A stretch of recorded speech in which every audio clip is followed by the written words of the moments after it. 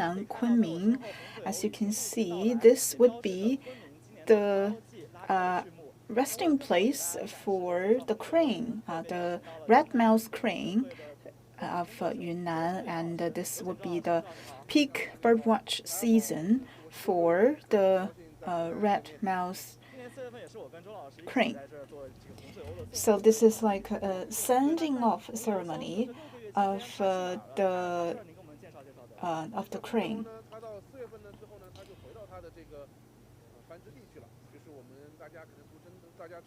Therefore, we know that each year in April, the gull, the black-headed gull, would fly to Siberia to breed, and then each year during winter they will fly south to Yunnan to spend the winter.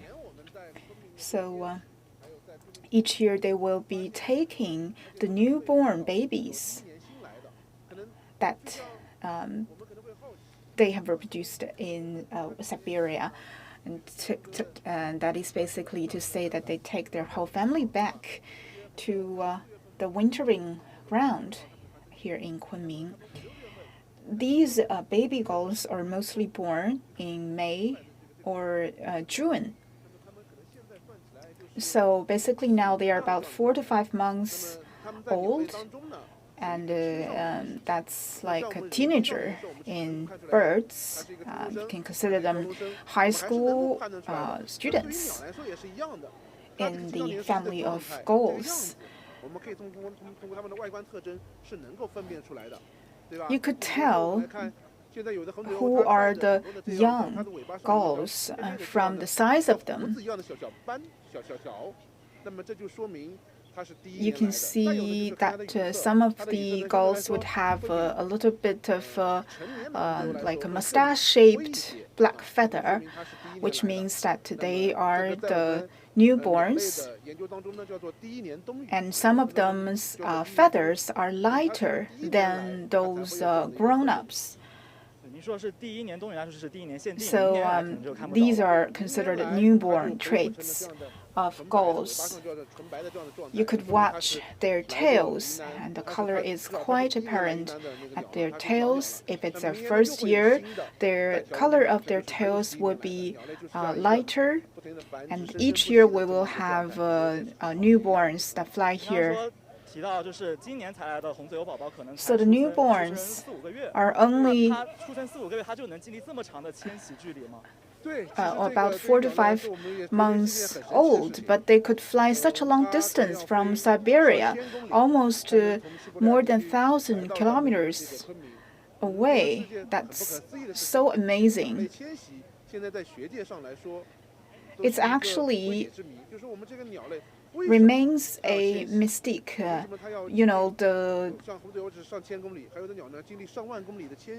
Why or how these migrant birds can fly such a long distance. There are several explanations to that. The first is that because of the tectonic movement, and the second reason or explanation is the magnetic fields, and the third possible explanation is the effect of lighting and temperature. So this question remains unresolved and still remain mysterious to the scientists, especially how those young birds, how the newborns are able to fly such a long distance. These are black-headed gulls. These are not seagulls. In Chinese, they are named Hongzui, or literally the red-beak gull. But in academia, they are known as black-headed gull. Mostly, they are from the Boston Lake and also the Belgar Lake. That both of these lakes are located in these inland places. These are salt lakes.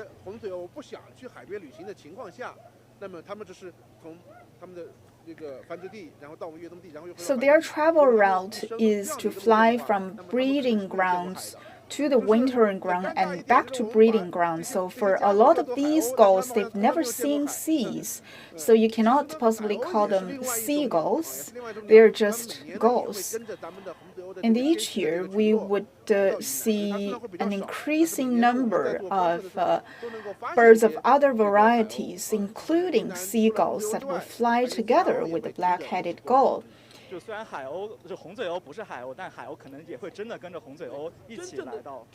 So sometimes we would see true seagulls as well. So how could you tell them apart? Well, in terms of physique, the seagulls are smaller, and the seagulls' beak are yellow, and their feet are black. But if you look at the black-headed gull, their beak and feet are all in color of red.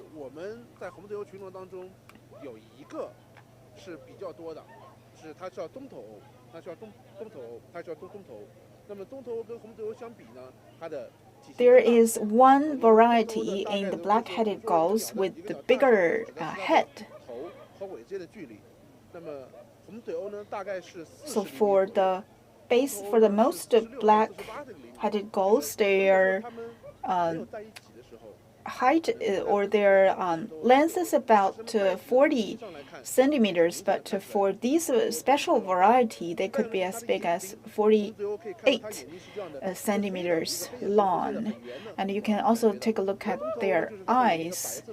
For the black-headed gulls, they would have this black eyes, but in this special variety of black-headed gulls, their eyes would have a white dot in its eyes. Well, we heard that a lot of the tourists here are trying to mimic the sound of the gulls, trying to attract them so that they could feed them.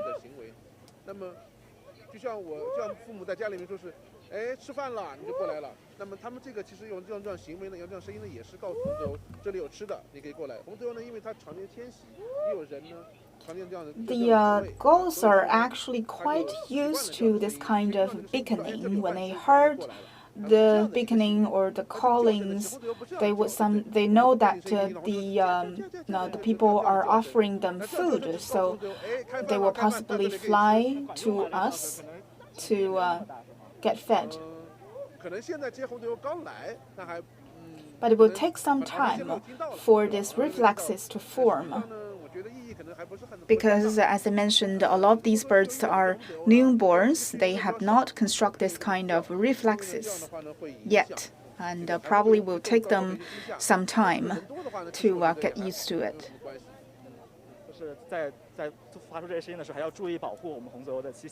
But I want to remind our visitors to remain a safe and proper distance with the gulls. I actually are suggesting against the feeding of the food to the gulls, because the main food for the gulls are fish. These are natural animal proteins, but if you feed them with bread or other biscuits or other human food, it is not actually inconsistent with their daily diet. If you have to feed, we have prepared this special food or feed for gulls. You can buy this to feed them. It will be more proper. According to my understanding, this will be the peak bird watching season for the black-headed gulls. I think the earliest bird watching activity began in 1985, but it's not the first year for the black-headed gull to spend their winter here. However, we see more and more black-headed gulls with the improvement of ecological conditions of Dianchi Lake in the past years.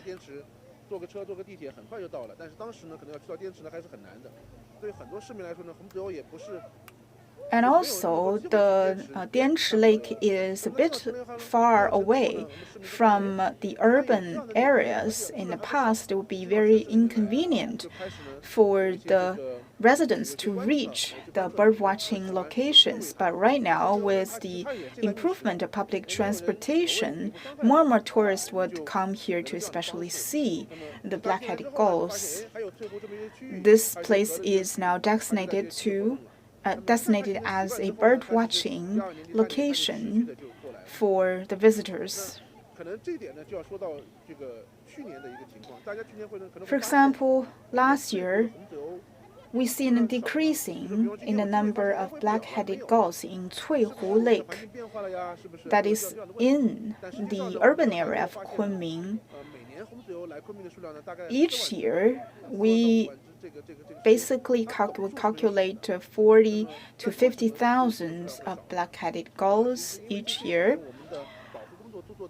So the total number has remained basically unchanged. However, we see a decreasing number of gulls in the Cuihu Lake because the water quality of other lakes and water bodies, including Dianchi, have been improved, and the restoration of the wetland nearby are also improving. That's why the gulls would now have more choices when it comes to wintering ground. So Cuihu would not be their only location.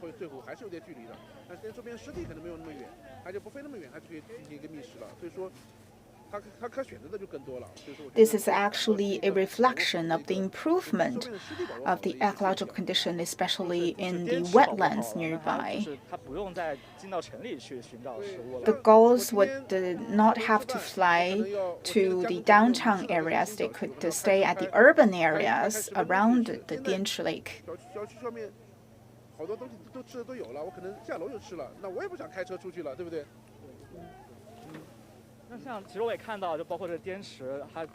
I also noticed that there are a lot of facilities constructed here to help with the wintering of the migrant birds. Yes, we have been continuing with our environmental management work in Dianchi area so as to improve its natural environment so that it can be a better habitat for the migrant birds. Not only this, we could also see other migrant birds such as the black stork.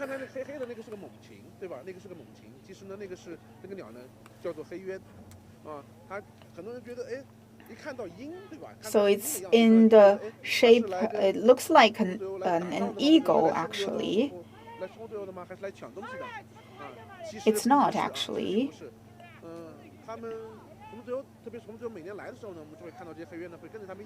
They are known as the black kites. And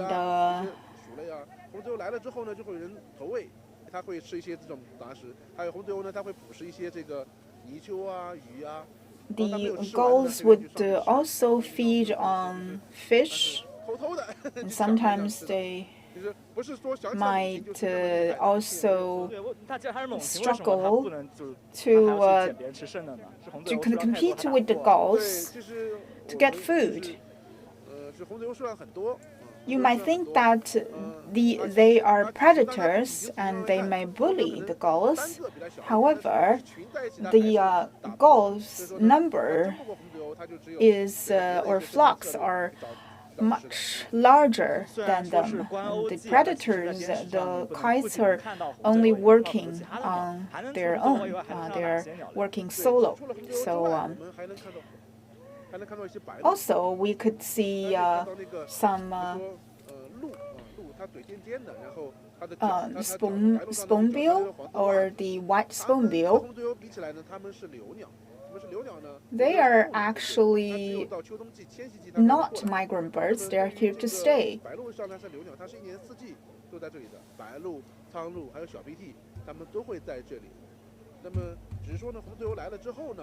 They are like the permanent residents of Dianchi here.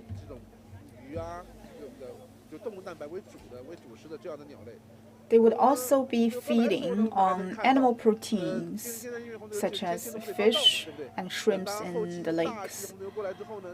When the gulls would fly here, the spoonbill would have a hard time competing with them to get food. So some of the flocks might fly away.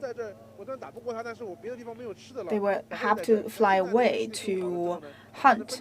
But right now, with improvement of ecological environment, and water birds and also permanent residents here also would have more choices in terms of feeding.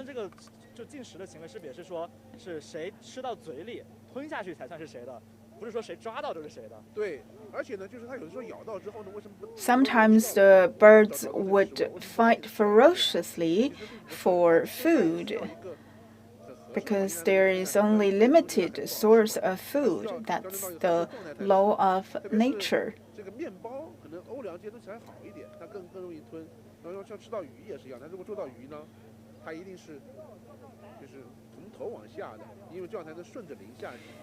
These water birds have their own special technique to grab and consume fish.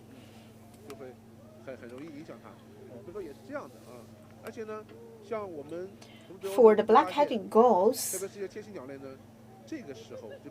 especially for the newcomers, they would feed very frequently, and in the midst of their wintering stay, they would reduce the frequency of feeding and hunting. So before they fly away in spring, they would also increase the frequency of feeding. It's a lot like our habit. So when you are about to embark on a long journey, of course, you would have to feed yourself better, so as to prepare yourself for the long distance travel. After a long travel, they will feel tired and very agitated, so they would feed more. They would hunt more and feed more. We've seen increasing of the birds' varieties in downtown areas as well as suburban areas, and they have their different ways to eat. For example, when they grab the fish, you need to adjust the angle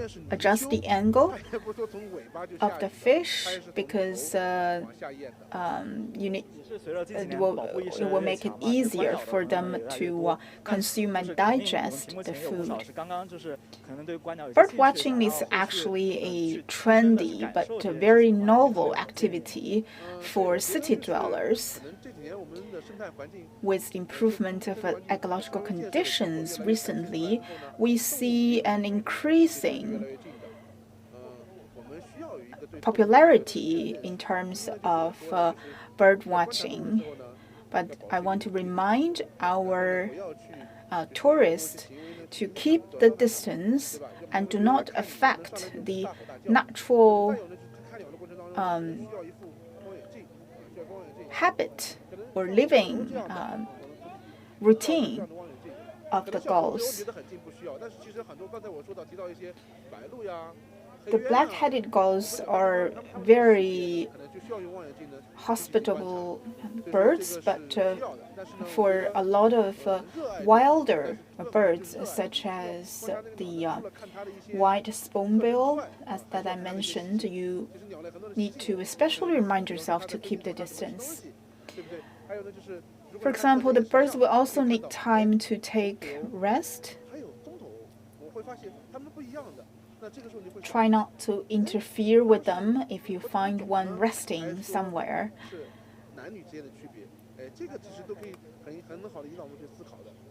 So it's good if more and more people develop their interest in observing the birds, especially the migrant water birds. But in this process, I need to remind all of you, and especially our tourists, to improve our awareness of animal protection and wildlife protection.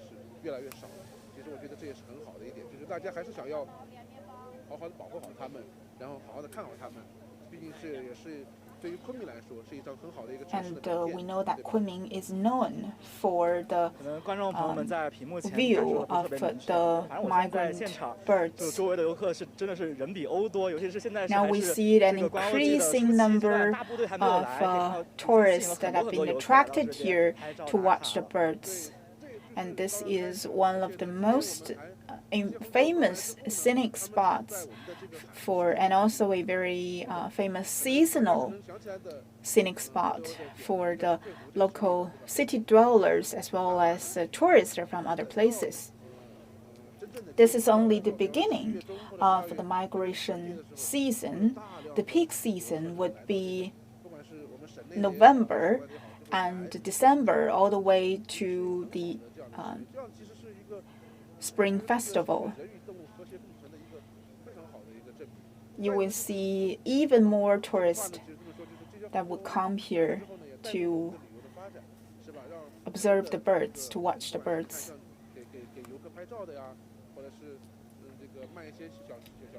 This also boosts local tourism and its relevant industries in the upper and lower streams.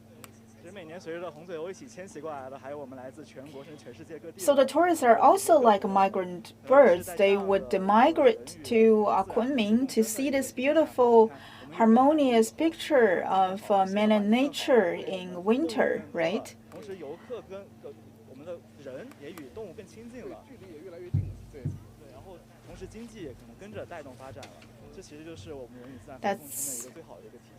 That is for the live stream of this hour. Thank you.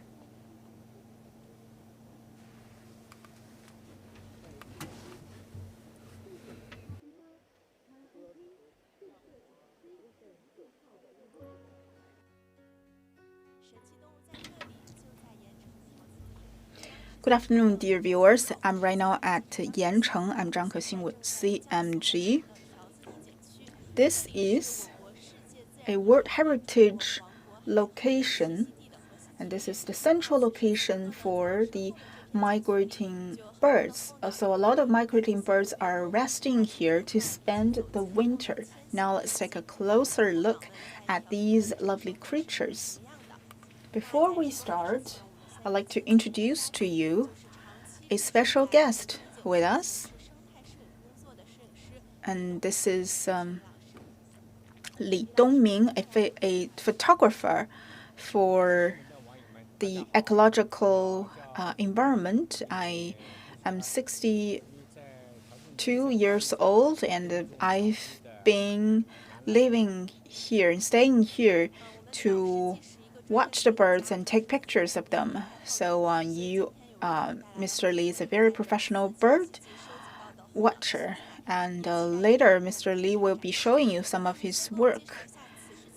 And currently, can you tell us about the stage of migration season and what varieties are here?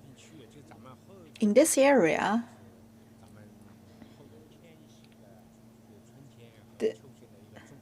this is the habitat, the peak habitat for the migrant birds.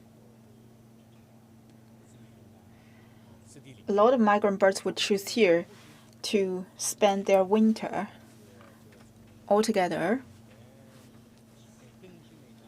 There are 418 different varieties of birds here. including water birds.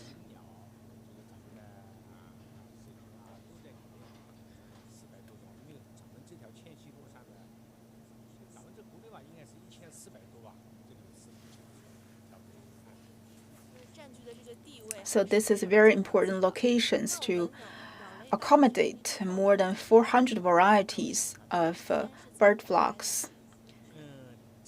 So what is the typical day for a migrant bird?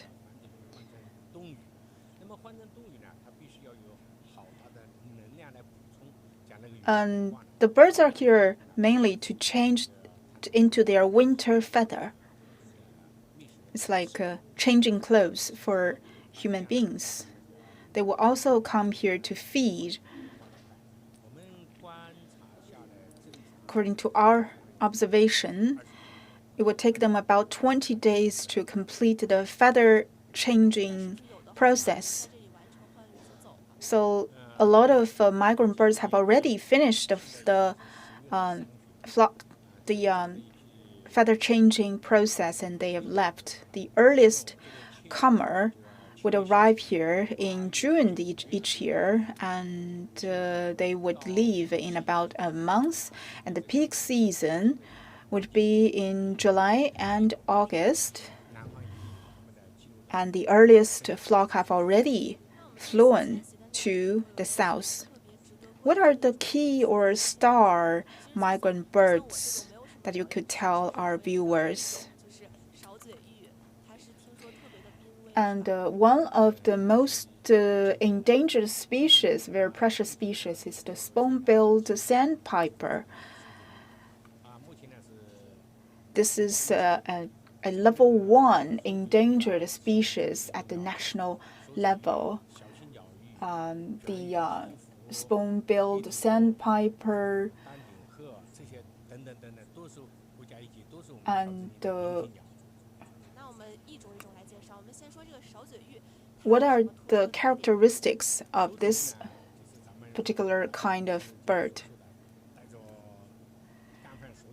It's called a spoon-billed bird because it gets its name from the shape of its beak.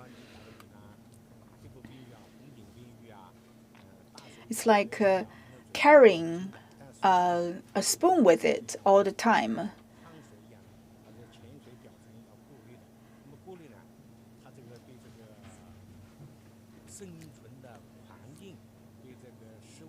So it has a very high requirement concerning its food.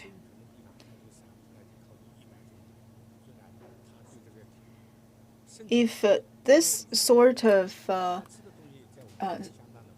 bird choose a location, this place would be a natural habitat to host many other varieties of birds.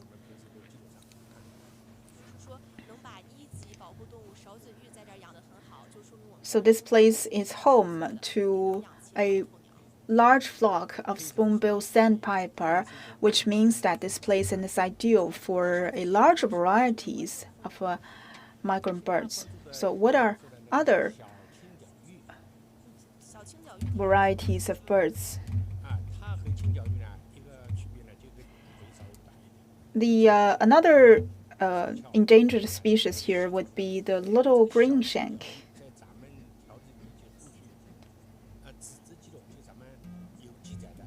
In the past, there are only about 1,000 greenshanks.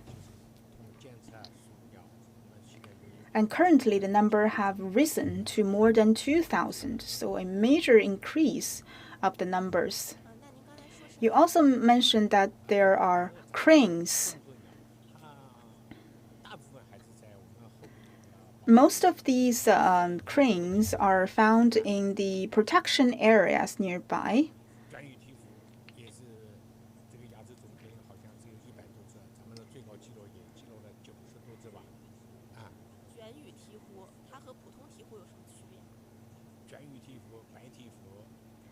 There are also other endangered species such as the Dalmatian pelican,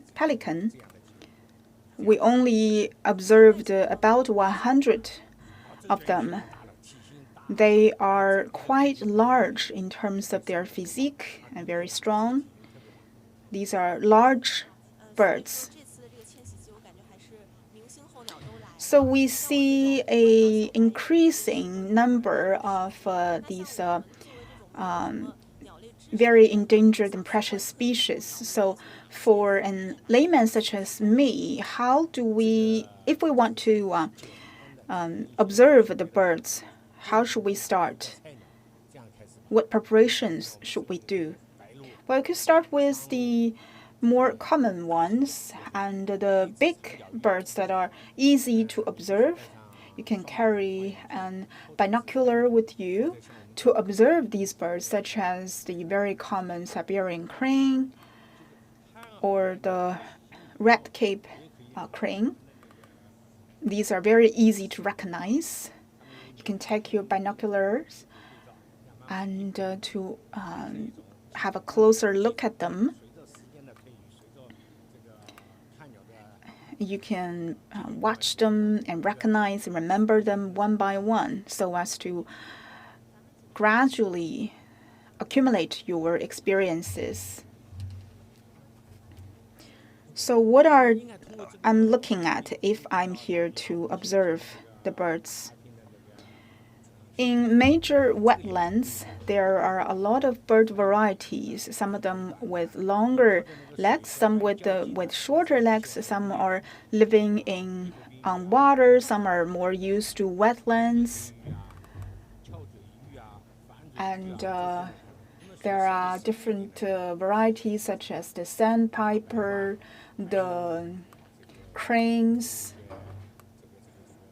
the spoonbills, and also the godwit, black-tailed godwit. So you could watch and observe a lot of water birds through the binocular. You could even see moose.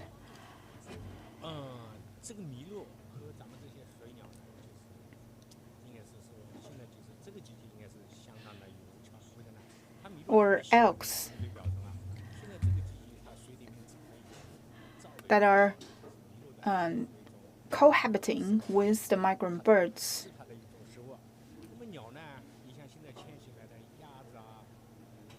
We see a lot of migrating ducks and mallards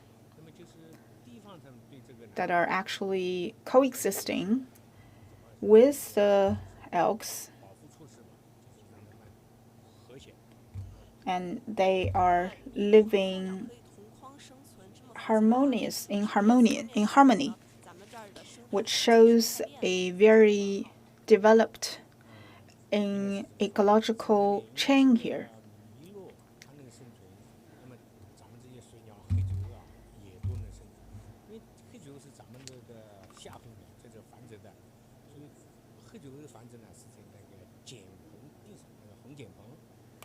So for the water birds as well as the elks, they would share some similar requirement when it comes to natural environment.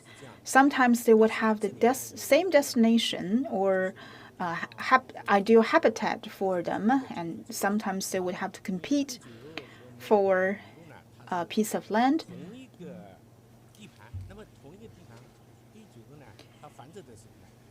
And also, they would coexist with each other.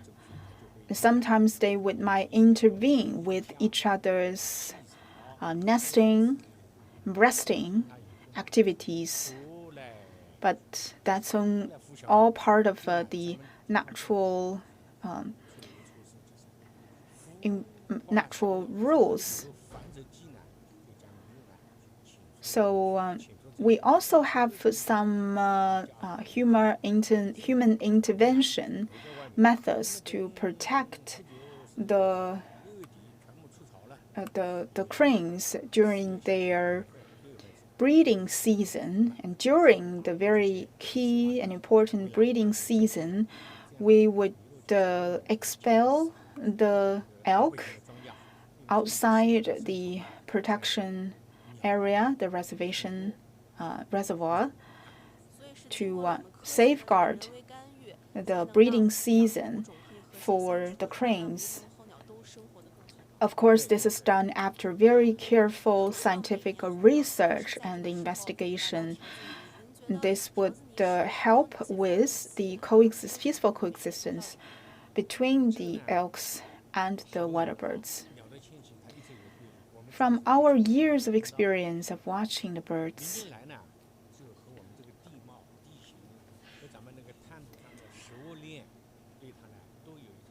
we have already taken notes of the requirements of the birds, their ideal breeding and resting places, and natural conditions, and also their living habit and their source of foods. So the Tiaozini Reservoir is located at a special junction of the flyover of the flyaway route of migrant birds, right? Yes, we would consider this place a stopover. It's like a gas station for the birds if they are traveling long distance. It is halfway through their flyover route, so they would sometimes choose here to stop here to take a break and to breed and feed.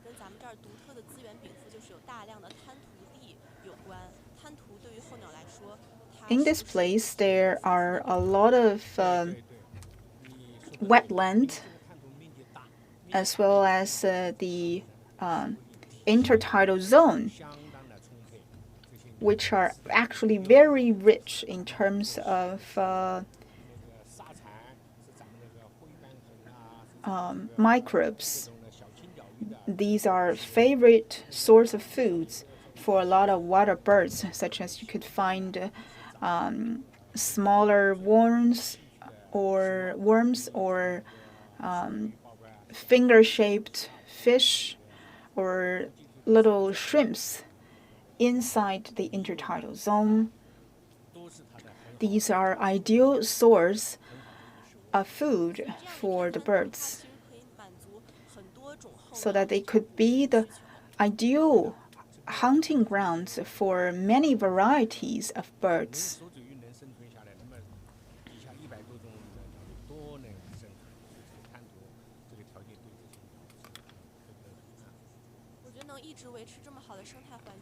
I think this very ideal ecological condition would not be possible without the effort of the professionals working here. So what have you done to protect the local environment? Well, the reservoir as well as the local government has done work in many aspects. For example, the cleaning up of this place and also returning the fishing ground to wetlands activity, and some other protection work are underway. A lot of money are invested in this effort to better the environment and the intertidal zone. So what effect has it shown, the activities or the method that you've taken? We see an increasing number of bird watchers in recent years, with an increasing of the number and varieties of migrant birds, of course. As I mentioned, there are 418 varieties of water birds, which means that the ecological condition of this reservoir is improving. I see some very lovely decorations here with the different varieties of birds here. Today it's a bit cloudy, so in a sunny day, this would be a very beautiful sight to see.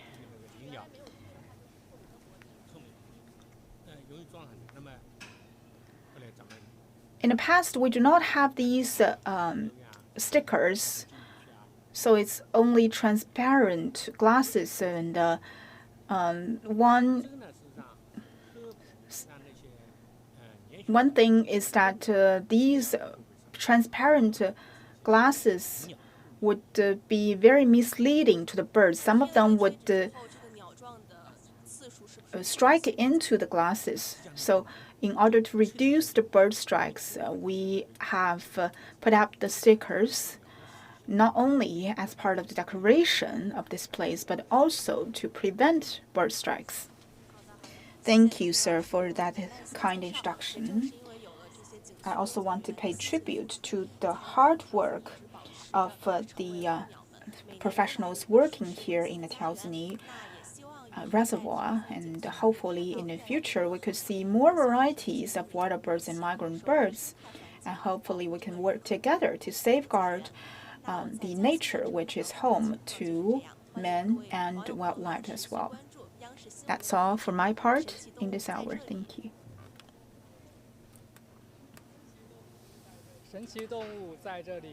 Good afternoon, dear viewers. I am Ao Gang with CMG. So right now it's the migrant season for the winter visitors to fly south. This is Yangcheng, it's a Poyanghu Protection Lake. This is the biggest freshwater lake in China, so it's a also very popular spot for the winter visitors.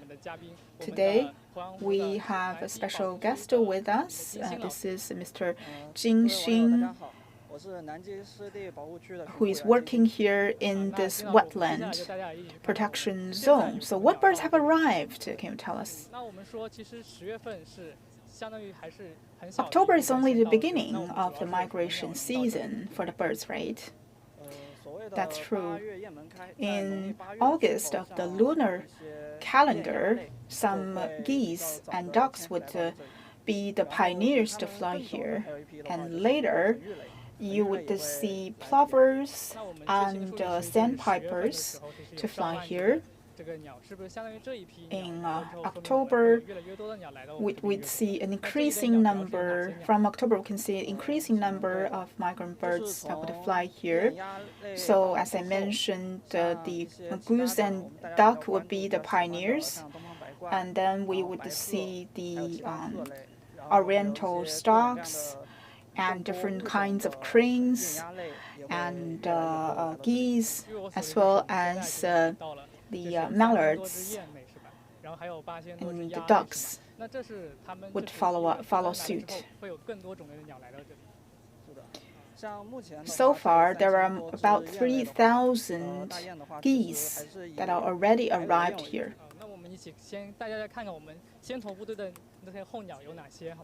Let's take a look at some of the early arrivals. These are the early comers.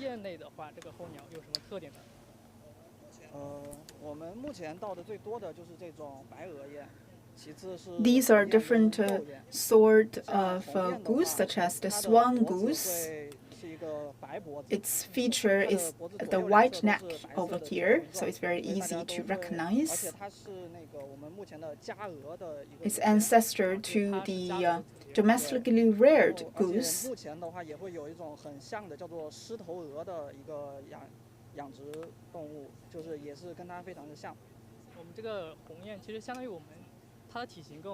So the swan goose is about the same size with the domestic goose, probably smaller, a bit smaller. So this is an early comer, the pioneer. And for the plover and the sandpipers, they will also come here early to spend more time.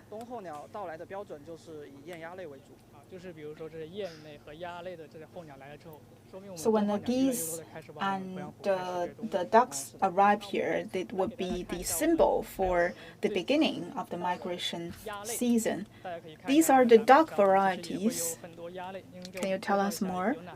about the specific varieties. We see the mallards and gargany with very particular shape and color. These ducks that you see in these pictures are covered in winter feather. The summer feather might be different.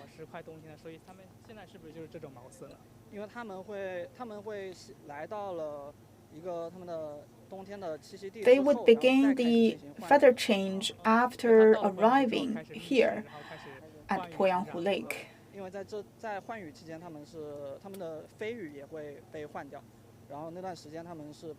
They would change into shorter feathers that is more suitable for staying and resting.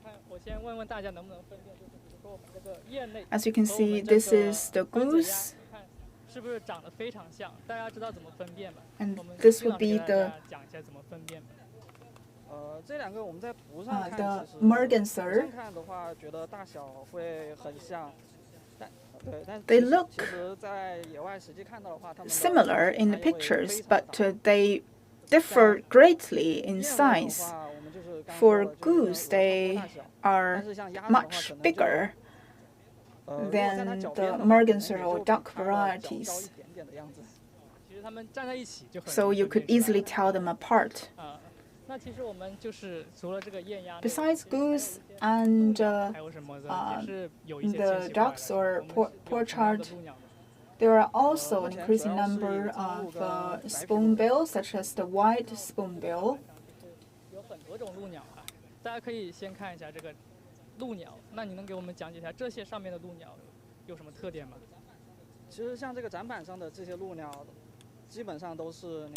These are mostly summer birds that are breeding here in summer in Poyanghu Lake. And they are actually right now beginning to fly to southern places to spend the winter. Only a small number are still remaining at this season.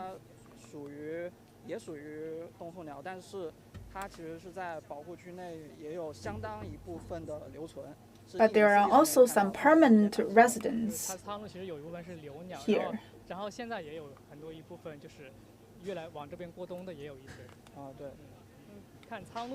So what are the features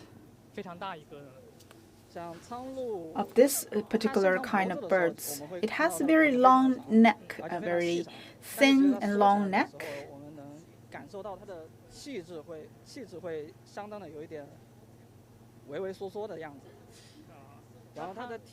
And it will curve its own neck when it is feeding.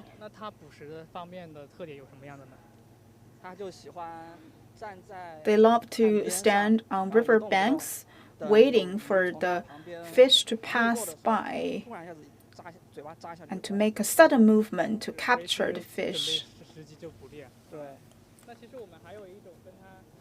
There's another similar bird to it that is called the white spoonbill. What are the features of this particular bird? It has a very long beak,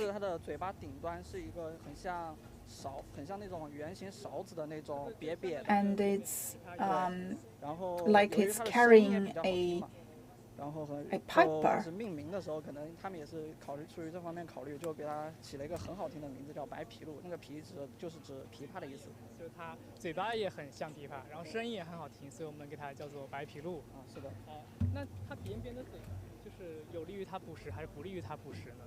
So what's the function of the very specially shaped beak? Well, compared to the pointy beaks that a lot of these birds have, they would swipe their beak from left to right to scoop in the smaller fish and shrimps in the water.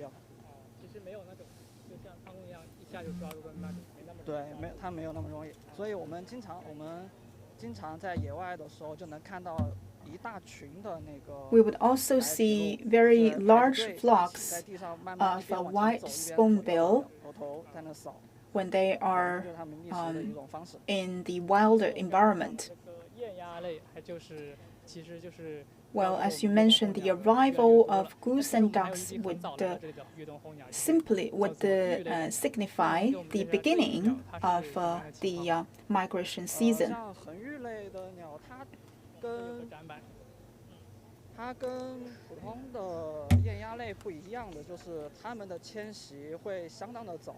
Well, for the stilt and the plover and plover birds, they would arrive later. They would travel longer distance compared to the other water birds. 对。可以给大家教一教大家怎么辨认一下这几种鱼类的候鸟的区别吗？像上面这4种是我们目前能够。So these are the 4 kinds of birds that you could frequently see in the wetlands. 是比较广泛见到的恒鱼类，像黑翅长脚鹬的话。 它的体型会非常的细长，尤其是它的腿。For example, this is called the black-winged stilt. Its most distinct feature is its long leg.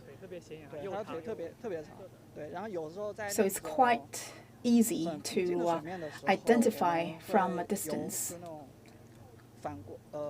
You could also see them from the reflection when they are walking in the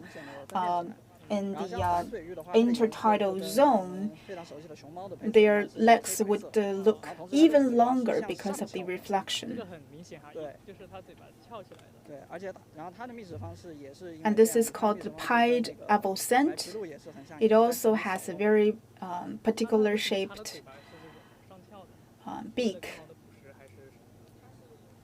因为它的嘴巴是通过它嘴巴细长的部分去把泥土里的一些吃的把它给撬出来。So it would use its beak as a shovel to make turns inside the mud to get some of the microbes in the mud. 往上翘，大家一看嘴巴往上翘的，你看它名字也很那个反嘴鹬，就是往上翘的就很容易就。So it's also very easy to tell. 它这个腿长也很容易辨。那像其他的怎么辨认？像黑尾成鹬其实。This is called the black-tailed godwit. 很难去辨认的，因为首先它的体型。It is not very easy to tell because its features is not very distinct. So it will be difficult for you to recognize it, especially from a long distance.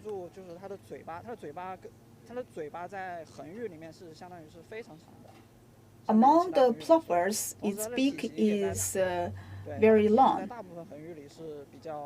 and also it is big in size compared with other plovers and sandpipers. We see an increasing number of goose and geese and ducks, and what other varieties might arrive soon? Well, the common green are now already beginning to arrive. It's an early comer in terms of the crane varieties. In October and November, you would see swan goose and the bigger flocks of mallards that would arrive here. So is it fair to say that in November we could expect a better variety of migrant birds that will arrive here? But the peak season would be from December to January. That's the most ideal birdwatching season in this protection zone. So what work have you done to prepare for the birdwatching season? Well, on a daily basis, we carry on patrols around the protection zone to see if there are any birds that get injured, and we also want to keep track of the numbers of different flocks. So in the morning and in the afternoon, we would carry on many rounds of patrols to also do the cleanups. We do all that to protect a better environment for them. How many different numbers of birds? So what are the biggest flock here? Well, around 100,000 birds would mostly spend their winter here. So how do we do to better protect them? If you want to come here to watch the birds, I strongly suggest that you carry the binoculars with you so that you can watch them from a distance. And also another reminder is that do not chase the birds. They might seem very elegant and beautiful when they are flying, but remember that these birds are here to take a break before they embark on a new journey and longer journey, so do not disturb them. We have watched many varieties of migrant birds, and we might see an increasing in the number of variety of migrant birds. So more to expect in the future. Please follow our later live streaming event. Thank you.